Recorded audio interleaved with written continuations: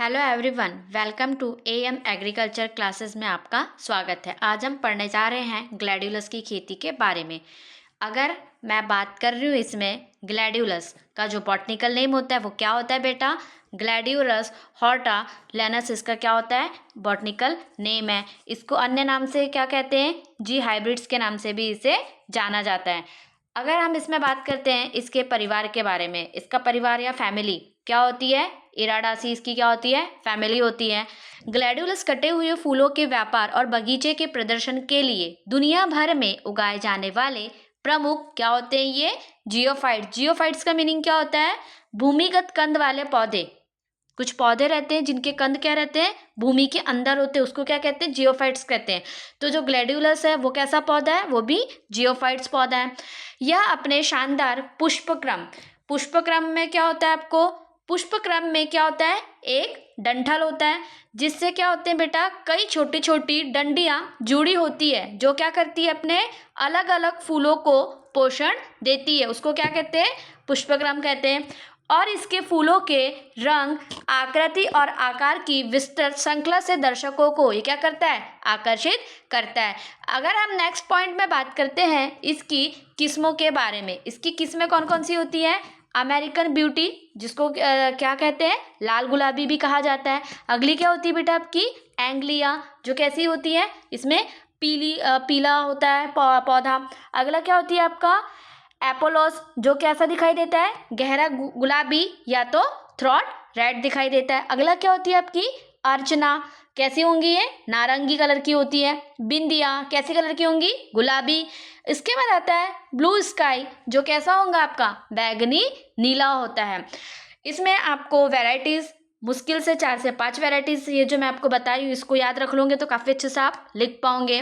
American beauty, एपोलस, अर्चना, बिंदिया और blue sky.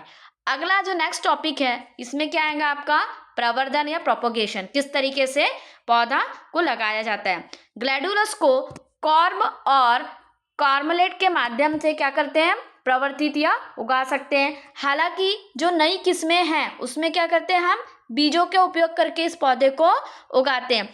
Next point आता है आपका भूमि। जब हम पौधा तो लगा रहे हैं तो हमें ये भी तो पता रहना चाहिए कि किस मिट्टी में ये पौधा जो ग्लैड्यूलस का है वो ग्रो करेगा। इसके लिए हमें कौन सी मिट्टी की जरूरत पड़ती है बेटा? बालुई दोमट मिट्टी क्या होती है? सबसे अच्छी होती है, जिसका पीएच 5.5 से 6.5 हो। और क्या होना चाहिए? जल निकास सबसे उत्तम होना चाहिए, मतलब उस मिट्टी में जल धारण करने की क्षमता ज़्यादा होना चाहिए, पानी का जमाव नहीं होना चाहिए। अगर पानी का जमाव होगा तो पौधा क्या हो जाएगा आपका? खराब होने लगेगा, वो ठीक प्रकार से वृद्धि नहीं कर पाएगा, उसका जो ग्रोथ और डेवलपमेंट है वो क्या होगा? रुक जाएगा।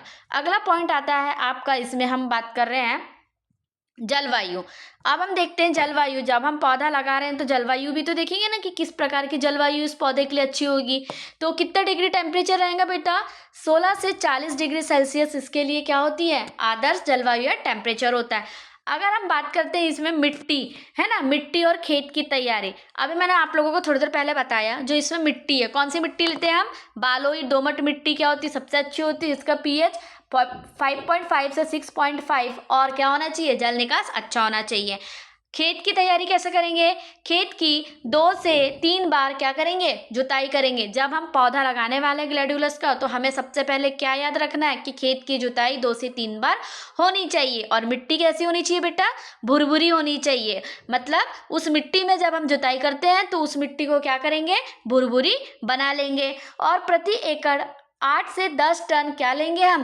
गोबर की खाद इसमें डालते हैं, ताकि क्या होगा? जो मिट्टी है वो अच्छे तरीके से तैयार हो, तो उसमें पौधा क्या करेंगे? आपके अच्छे तरीके से ग्रो करके खूब सारे उसमें फूल का उत्पादन होगा। अगला आता है आपका, इसमें पॉइंट है रोपाई का समय। रोपाई का समय एवं रोपाई की विधि। तो उत्तर भारत, कहाँ पर? उत्तर भारत के मैदानी इलाकों में कब हम इसकी बीज की रोपाई करते हैं? इसमें हम बीजों से रोपाई करेंगे। कब? सितंबर से नवंबर के बीच में रोपाई सबसे अच्छी होती है।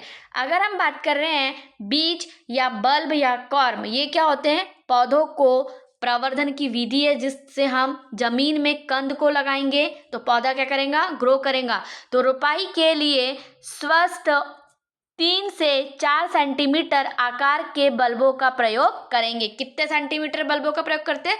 3 से 4 सेंटीमीटर के आकार के बल्बों का प्रयोग करते हैं। अगला पॉइंट आता है इसमें दूरी। अब हम पौधा लगा रहे हैं तो पास पास में तो नहीं लगाएंगे। अगर हम पास पास में लगाएंगे तो पौधों का क्या होंगी, वृद्धि अच्छे से नहीं हो पाएंगी और उसका विकास भी रुक जाएगा। या तो वृद्धि और विकास भी हो गया तो पौधों से हमें फूल अच्छी क्वालिटी के प्राप्त नहीं हो पाएंगे। तो हम इसमें बात करते हैं दूरी कतार से कतार की कितनी, 30 सेंटीमीटर, और पौधों से पौधों की कितनी बेटा, 20 सेंटीमीटर रखें। बल्ब को जमीन से कितने सेंटीमीटर गहरा लगाएंगे, 5 से 7 सेंटीमीटर हमको गहरा लगाना है। अगला टॉपिक आता है आपका सिंचाई और उर्वरक। आपने पौधा तो लगा लियो, अब इसमें हम क्या करेंगे, सिंचाई भी करेंगे और खाद भी देंगे ताकि पौधा क्या हो, अच्छे से वृद्धि कर पाए। हल्की और नियमित सिंचाई क्या होती है, इसके लिए आवश्यक होती है। मैंने पहले ही बताया जल भराव नहीं होना चाहिए। उसके बाद नाइट्रोजन, फास्फोरस और पोटास का क्या करेंगे, सबसे ज़्यादा उचित प्रयोग करेंगे उर्वरक के रूप में। जब हमने ग्लैडुलस का पौधा लगाया, स्वाभाविक बात है कि इसमें हम इस पौधों में तो कीट भी लगेंगे या कुछ रोग लगेंगे, हमें उसका भी क्या करना है, प्रबंधन करना है। तो कीट और रोग प्रबंधन, पेस्ट एंड डिसीज मैनेजमेंट।